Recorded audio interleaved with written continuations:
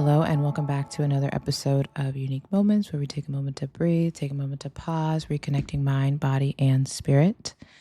And today we are going to be, first, before we get into what we're going to be talking about, I'm going to give some gratitude, just gratitude for the day. I have my tea here, and I'm grateful for a nice warm cup of tea.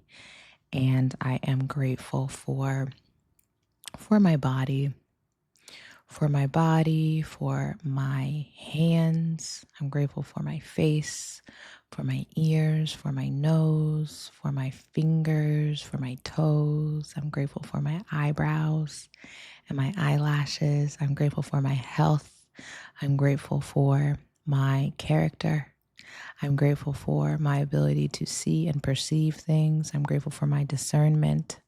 I'm grateful for the ability to change and to pivot and to just be. I'm grateful for my mind. I'm grateful for meditation. I did a meditation today before this episode and just was really feeling connected to my body. And so I'm grateful for all the parts of my body. They all work together. And I think it's something that we take for granted because unless you have an ailment or a disability or you lost a limb or have something going on where you are not operating at full capacity, we kind of take for granted the basic things. The fact that I have 2 legs and 2 feet, and for my knees, for my arms, for my eyes that allow me to see, for my ears that allow me to hear, for my mouth, for my tongue that allow me to taste and to experience. And I'm grateful for my heart, my beating heart that is keeping me alive, but also my heart that allows me to feel things, that allows me to feel emotions and feelings and gratitude and all the other wonderful emotions that go with life. I'm grateful for my device, all of my devices, even though I feel like the phone is evil, but I'm grateful for connectivity. I'm grateful for connection. I'm grateful for the internet. I'm grateful for, dare I say it, AI. I'm grateful for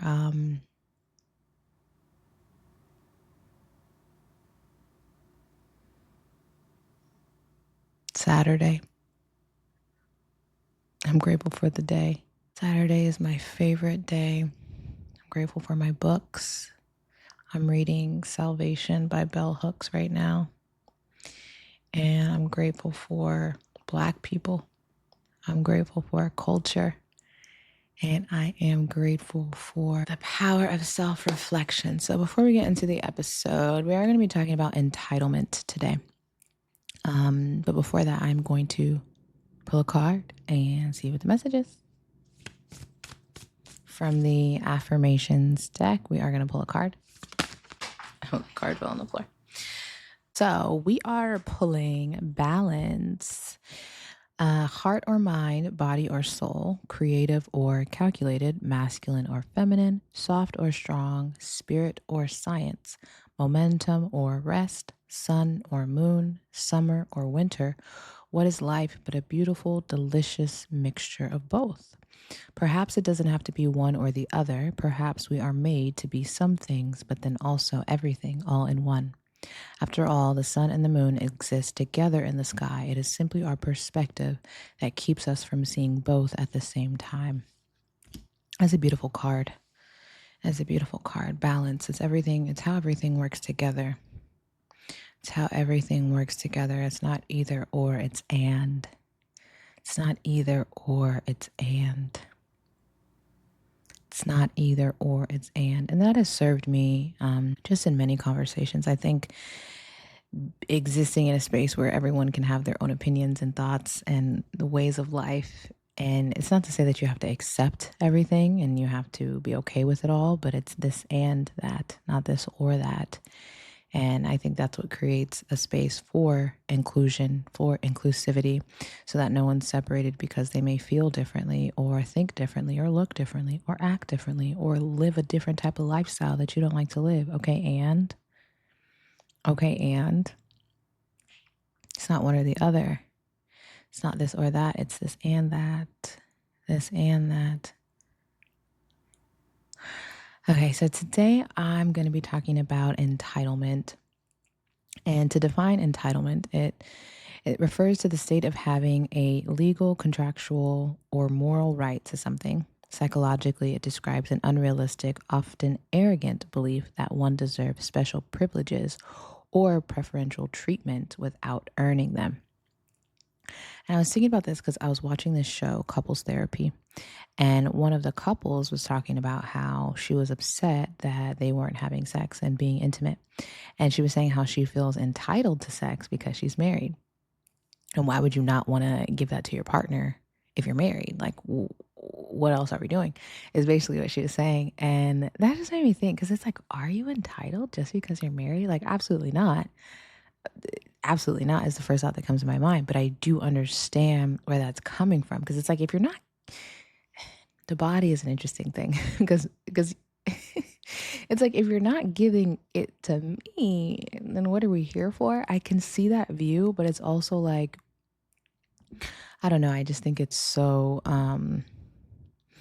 it's a tricky thing because yes, we are married, and who else am I going to have sex with? It's like, just because we're on that level doesn't make you entitled. Doesn't make you entitled to my body. Also doesn't make you entitled to my time just because we're married and we made that commitment. And so I was thinking about that, and then that just made me think about a whole bunch of different things in terms of entitlement. And I started thinking about other relationship dynamics and like unhealthy dynamics, like when people are going through people's phones and sharing locations and having to know where your partner is at all given moments of the day, or where were you if you didn't answer your phone or reply to my text. Like, it's all the sharing of resources and feeling entitled to your time, entitled to someone's energy. Like, just because we're together, even in a formal sense, just because we're married doesn't mean you're entitled to any of that. Doesn't mean you're entitled to any of that. And I think at a certain point, yeah, it becomes about safety. And if you have a family and, you're sharing locations, of course, it's about safety. But I think anything before that, like just dating, that's insane to me. That's like, and I'm not saying it's always insecurity and it's always control. Maybe you have a perfectly good reason of why you want to know where your partner is at all times. I have no idea, but that would drive me insane.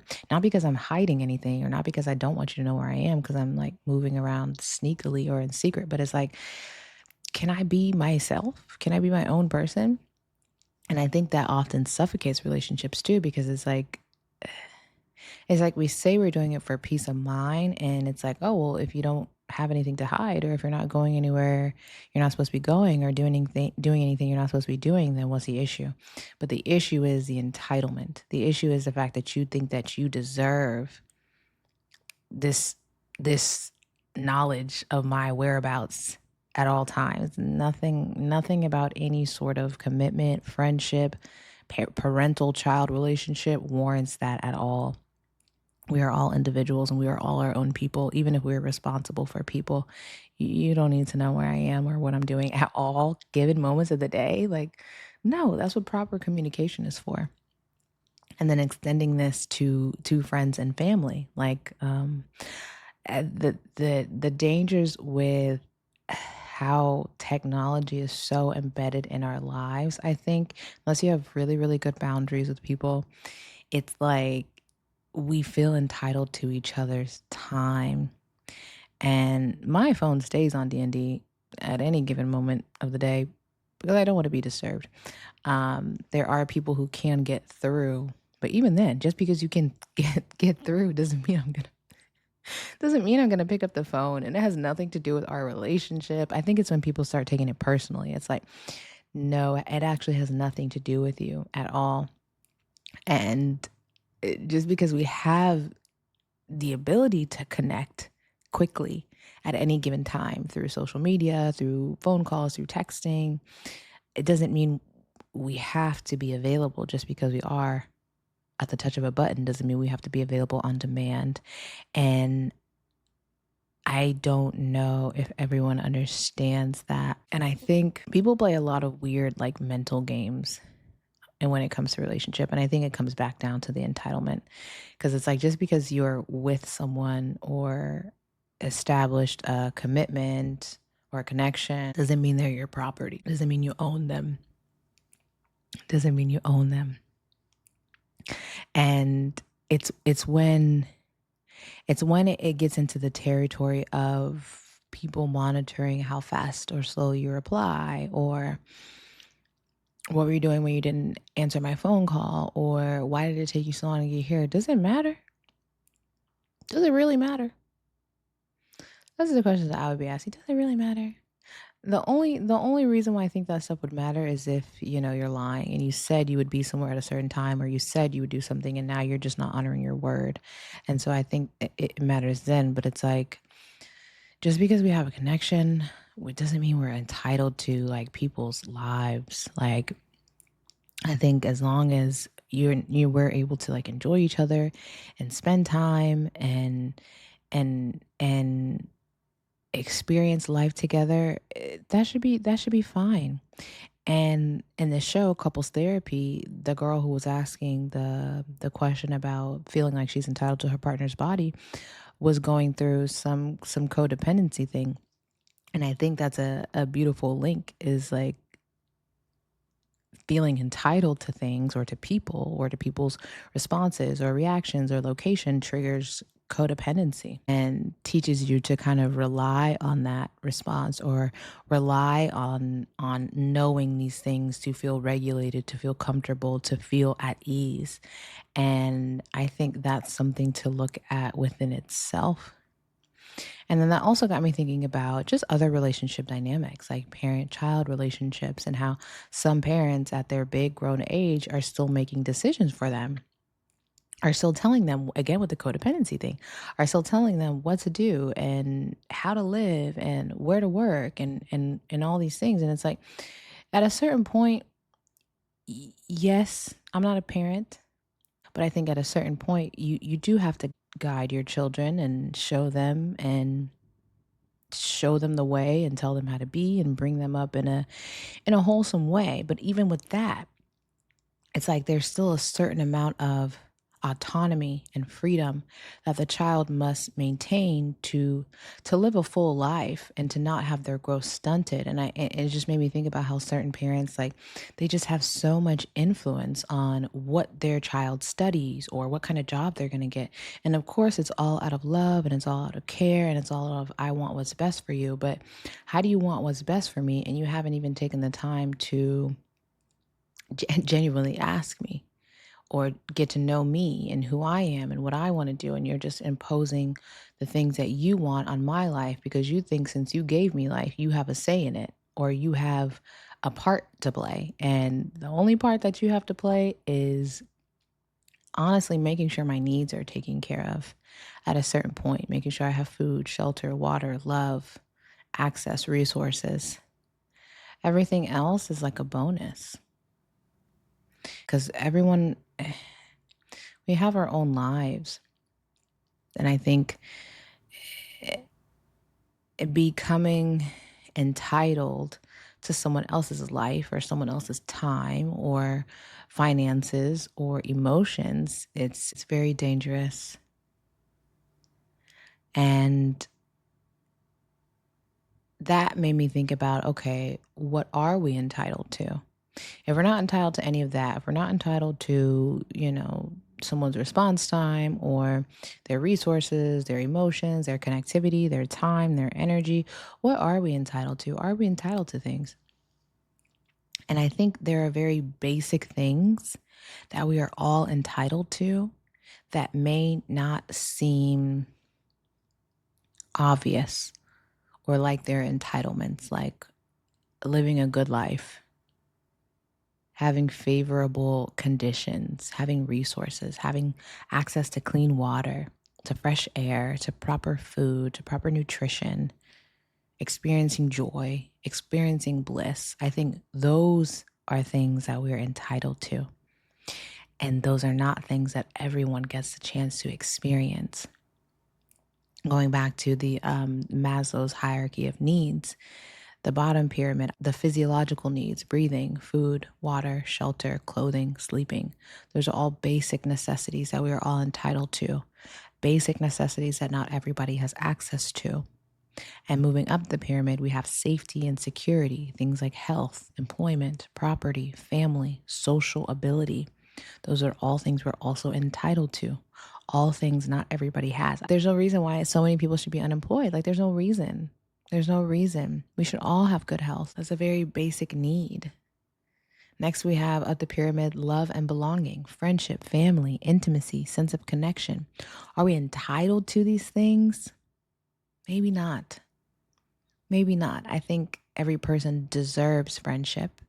They deserve to experience intimacy and sense of connection. But I don't know if it's entitled thing. If it's an entitled thing.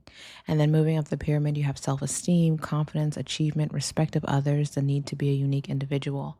I do think that still warrants some entitlement, but I don't think that's something that everybody always gets to experience. I think respect of others has to be earned. I think achievement has to be earned, of course, in what you decide to do. And then at the top, we have self-actualization, morality, creativity, spontaneity, acceptance, purpose, inner potential. I would argue that I do think we are entitled to those things, but that is not something that everybody gets to experience in this life. And just because you're entitled to something doesn't mean it should be just freely given to you. I think these are things that we're entitled to, but knowing that you have that entitlement is almost like a permission slip to, okay, now you have to get that. However you have to get it, you're entitled to a good life. So, okay, make sure you have a good life because that's your right. That's your birthright to be entitled to that. But just because you're entitled to something doesn't mean it's going to be handed to you. And I think that's the mental piece is knowing, okay, if I'm entitled to experience good things and experience joy and experience a loving, healthy, caring relationship, I have to go get that. I have to know that I'm entitled to that and be able to go and get that and create that. And I think knowing what you're actually entitled to, not someone's location or not someone's time or not someone's emotions, but to great treatment, to healthy relationship dynamics.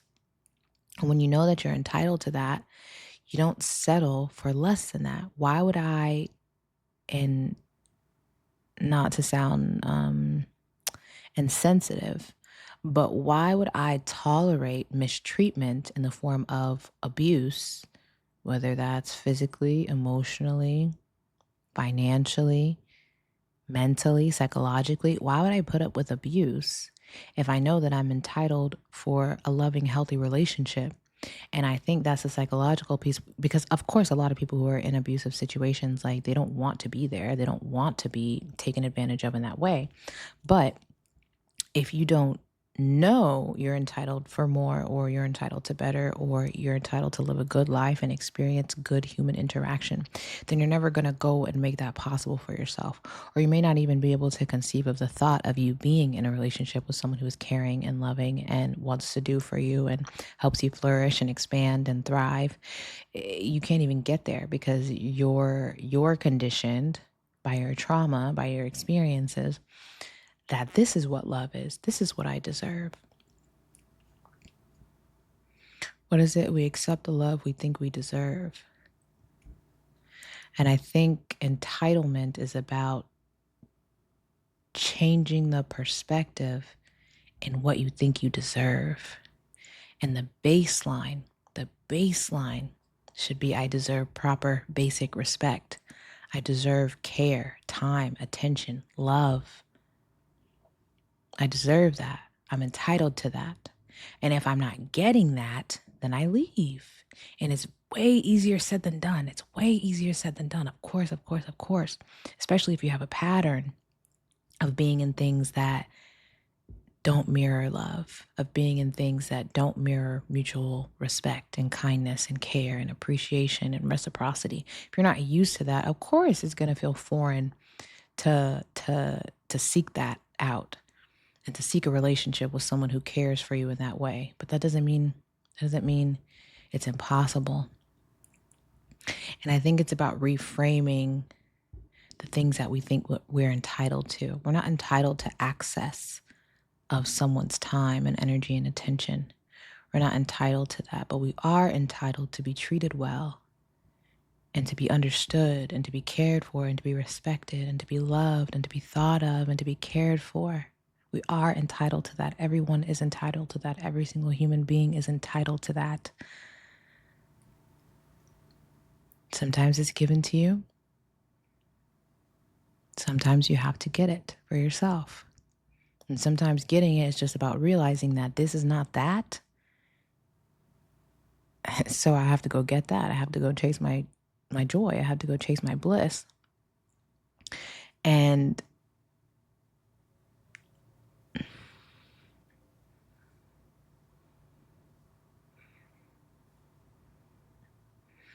I think once we get clear on the things that we're actually entitled to and release the things that are like fake entitlement, I think life starts to get a lot better because you start vibrating at a different frequency. And if you're vibrating at a different frequency, then you're attracting different things and experiences and people to you. And when you're doing that, when you're able to do that, life looks different. Your experience looks different. It's more authentic. And you get closer to that self-actualization on the pyramid when you realize I am entitled to food, shelter, water. I am entitled to friendship, family, intimacy. I am entitled to spontaneity, creativity, and acceptance. I am entitled to property and employment and health. And when you realize that and you make that mental shift and you follow through with your actions, you start to experience that. And you change your relationship with entitlement altogether. And then it becomes less about, oh, I deserve this, I deserve that, I deserve this. You know exactly what you deserve and you make it happen because you know that that's what you deserve. You know that that's your portion. You know that that's your lot in life, and you don't take less and you don't accept less because that is your new normal. And so my integration invitation is to look at the things that we act entitled to. Look at where we act entitled, maybe with our friends, with our family, with our relationships, or with our work. Do you feel entitled to respect from people? Do you feel entitled to communication from people? Do you feel entitled to people's love and people's access? And if you strip down who you are, maybe your accomplishments, your accolades, the things that you've done to get to where you are, just you as a basic human with no additives, would you still feel entitled to those things? Or do you only feel entitled to those things because of what you feel you've amassed and what you feel you've accomplished, which I would call fake entitlement? Just because you made $1 million doesn't mean you're entitled to respect from people.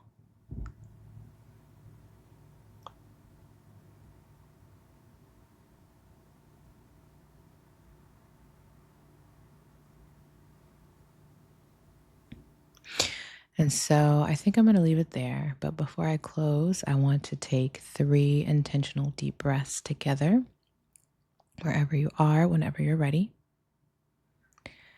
We inhale and exhale. Again, inhale,